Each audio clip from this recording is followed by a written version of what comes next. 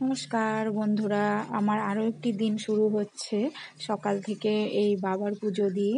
তো আমি সকালেই বাবার পুজোটা দিয়েছিলাম, কারণ আমি খুব মর্নিং ফার্স্ট টাইম উঠি ওই 5টার সময়।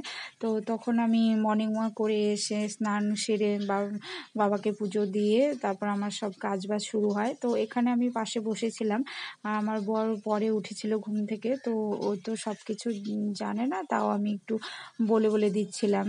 তো এখানে আমার বর ওই জল দিয়ে দিল বাবার মাথায়। সেখানে ছিল হচ্ছে দুধ, দই, ঘি, মধু, চিনি, চন্দন, এইসব দিয়ে জলটা তৈরি, বাবার স্নানের জলটা তৈরি করতে হয়। তো দিয়েছিলাম, আমি আগে সাজিয়েছিলাম বাবাকে ফুল টুল দিয়ে, আকন্দ ফুলের মালা দিয়ে। তো তারপর আমার বর জল ঢালার পর চন্দন পরিয়ে দিচ্ছে বাবাকে, এইবার ধূপ ধুনো দিয়ে দিচ্ছে। আর আমি 5 ফল দিয়েছিলাম, এখানে 5 ফলের মধ্যে ছিল শসা, আম, কলা, মোসাম্বি, খেজুর। তো বাবার পুজো কমপ্লিট হয়ে গেল আমার বরের। তো আমি আবার রান্নাঘরে চলে এলাম রান্নাটা করতে। তো আজকে বেশি কিছুই রান্না করব না, কারণ আমি তো বাবার মাথায় জল ঢেলেছি, সেজন্য আমি সারা দিন আজকে ভাত খাবো না। মানে ভেবেছি যে দানা খাবো না। ওই পুজোর শেষে ওই পুজোর ভোগ ঠোক ওগুলোই খাওয়া হবে। তারপরে সাবু খাওয়া যায়, কেউ যদি চায় তো লুচি, রুটি এসবও খেতে পারে। তো দেখি আমি কতক্ষণ কতটা কি করতে পারি। তারপর হচ্ছে আমি ওই খিচুড়ি রান্না করব আমার বরের জন্য। ও তো পারবে না সারাদিন উপোস করতে, সেই জন্য উপোস করে জল ঢেলেছিল, তারপর এখন খাবে আর কি। তো ওর জন্য আমি রান্না করছিলাম, এখানে রান্না করছিলাম খিচুড়ি করব। সেই জন্য আমি পটল ভাজা আর আলু ভাজা করব, গোল গোল করে বড় বড় করে আলু ভাজা করব, আর হচ্ছে পটল ভাজা করব। কারণ আমার বর একা খাবে, সেই জন্য আর বেশি কিছু করব না, কারণ একা একা খেতে পারবে না ও। সেই কারণে একটা আলু কেটে নিলাম আর কয়েকটা পটল কেটে নিলাম। তারপর হচ্ছে আমি খিচুড়িটা রান্না করব মুগ ডাল আর আতপ চাল দিয়ে করব। আজকে আর ভোগ চাল দিয়ে করব না, সবসময় ভোগ চাল দিয়েই করি। আজকে ভাবলাম যে আতপ চাল দিয়ে করি। তো আতপ চাল দিয়ে রান্নাটা করব। তো আমার কাটাকাটি হয়ে এলো প্রায়। তো এইভাবেই আমার সারাটা দিন শুরু হয়। আর যেদিন সকালে পুজো টুজো হয়ে যায় না, মনটা বেশ খুশি খুশি লাগে, ভালো লাগে। কারণ সকালবেলা পুজো হওয়ার পর মানে নিশ্চিন্ত সারাদিন, মানে সারাদিন আস্তে ধীরে রান্নাবাড়ি করলেও কোনো ব্যাপার থাকে না। কিন্তু যদি পুজোটা যদি সকাল সকাল না হয় না, তাহলে মনটা যেন সারাদিন কোনো কাজ, মানে কোনো কাজে মন দিয়ে করতে পারি না, যে পুজোটা বাকি আছে, পুজোটা বাকি আছে, এরকম মনে হয়। তো সেই কারণে বাস এখন নিশ্চিন্ত মনে আমি কাজ করছি। তারপরে এই রান্নাবান্না করতে করতে আমি আবার ওই মাঝখানে কাপড় কেচে আবার ছাদে নিয়ে যাই, শুকোতে দিয়ে আসি। এখন তো বৃষ্টির দিন, বারবার বৃষ্টি হচ্ছে, বারবার যেতে হচ্ছে। তো আমার চাপ হয়ে যাচ্ছে।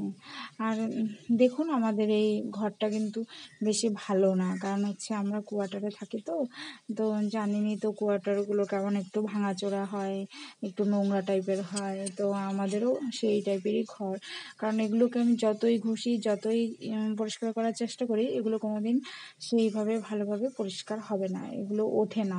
আর হচ্ছে আমাদের এখানে জল তো খুবই খারাপ, কারণ আমাদের এখানে লবণ জল। কোয়ার্টারে ট্যাঙ্কিতে যে জলটা ওঠে সেটা হচ্ছে মানে লবণ জল। তো সেই কারণে সেই এখানে দেখুন, জলের কথা বলতে বলতে আবার এইখানে আমি মশলাগুলো দেখিয়ে দিচ্ছিলাম। তো আমি বলতে ভুলে গেলাম, ওখানে আদা ছিল, গোটা জিরে ছিল, 5 ফোড়ন ছিল, শুকনো লঙ্কা ছিল, হলুদ ছিল, লবণ ছিল, আদা কুচি ছিল, মানে ওই খিচুড়ি রান্না করার ফোড়নটা। আবার ডালটা আমি আবার শর্টকাটে খিচুড়ি করলাম আজকে। দেখুন, আগে প্রথমে কড়াতে জল গরম করে নিয়েছি, তারপর জল গরম হয়ে এলে ওখানে আতপ চালটা দিয়ে দিলাম, আর এদিকে প্রেশার কুকারে ডাল সেদ্ধ করে নিয়েছি। সে ডালটা তো দেখিয়ে দিলাম, কারণ আমি শর্টকাটে খিচুড়ি করি। সব সময় তো আর ভালো লাগে না, মানে দেরি হয়ে যায়। তো আমি সেই জন্য কী করি, মাঝে মাঝে মানে শর্টকাট করে নিই। ডালটা আলাদা করে, ডালটা সেদ্ধ হতে টাইম লাগে, তো সেই জন্য ডালটা আলাদা করে ওই প্রেশার কুকারে একটা সিটি মতো দিয়ে দিই। আর জলটাকে গরম করে ওখানে চালটা ফুটিয়ে নিই। চালটা যখন হালকা হালকা ফুটে আসে তখন ডালটা ঢেলে দিই। আর এদিকে দেখুন আমার ভাজাগুলোও হয়ে যাচ্ছে পাশে আরেকটা কড়াইতে। তো ভাজাগুলোও হয়ে যাচ্ছে, একসাথে খিচুড়িটাও বসিয়ে দিয়েছি। তো আর আমি কিভাবে করব খিচুড়িটা, এই ভাজাগুলো নামিয়ে নেব। নামিয়ে নেওয়ার পর এই কড়াতেই আমি যে ফোড়নগুলো রেডি করেছি, সেই ফোড়নগুলো এই কড়ার মধ্যে মানে করে নেব, ভাজা করে নেব। মানে ফোড়নগুলো এই কড়ার মধ্যে রেডি করে তারপরে ওটা আমি ওই চাল আর ডাল যেখানে একসঙ্গে দিয়েছি সেখানে আমি ফোড়নটা ঢেলে দেব। তাহলে আমার শর্টকাটে তাড়াতাড়ি হয়ে যাবে। ফোড়নটা দিয়ে দেব, দিয়ে ওখানে হলুদটাও দিয়ে দেব। হলুদটা দিয়ে দিয়েছি, নুনও দিয়ে দিয়েছি। তো লাস্টে নামানোর আগে একটু চিনি দিয়ে দেব। তো আগে কিছুক্ষণ আগে ফোড়নটা দিয়ে একটু নাড়াচাড়া করে নেব। নাড়াচাড়া করে ভালো করে ফোড়নটা মিশতে দেব খিচুড়ির সাথে, চাল আর ডালের সাথে ভালো করে মিশবে। তারপর যখন হয়ে আসবে নামানোর আগে এইবার আমি চিনি দিয়ে দেব। একটু একটু চিনি দিয়ে দিলে স্বাদটা একটু বেশি হয়। সেটাই আর কি জানি। এখন কেউ হয়তো দেয়, আবার কেউ হয়তো দেয়ও না। তো খিচুড়িটা আমার হয়ে এসছে। তো দেখতে সুন্দর কালার এসছিলো, কিন্তু ফোনে কালারটা ভালো বোঝা যাচ্ছে না। তো এবার বোঝা যাচ্ছে। এবার আমি একটু ভালো করে ক্যামেরাটা ধরেছিলাম। এই ভাজা আলু আর পটল ভাজা আর আমার খিচুড়ি রেডি হয়ে গেছে। তো কথা বলতে বলতে আমার রান্নাটাও হয়ে গেল। তো শুধু আমার বরই খাবে আজকে খিচুড়িটা, আমি তো খাবো না। আমি যদি খাই রাত্রি 12টার পরে খাবো। তো সারাদিন মানে অন্য কিছু খেয়ে থাকবো, চা, মানে এই লুচি টুচি। তো আমার বর এখানে খাচ্ছে দুপুরে এটা খিচুড়ি আর পটল ভাজা আলু ভাজা খাচ্ছে। তো ভিডিওটা আর বড় করব না, তাহলে এখানে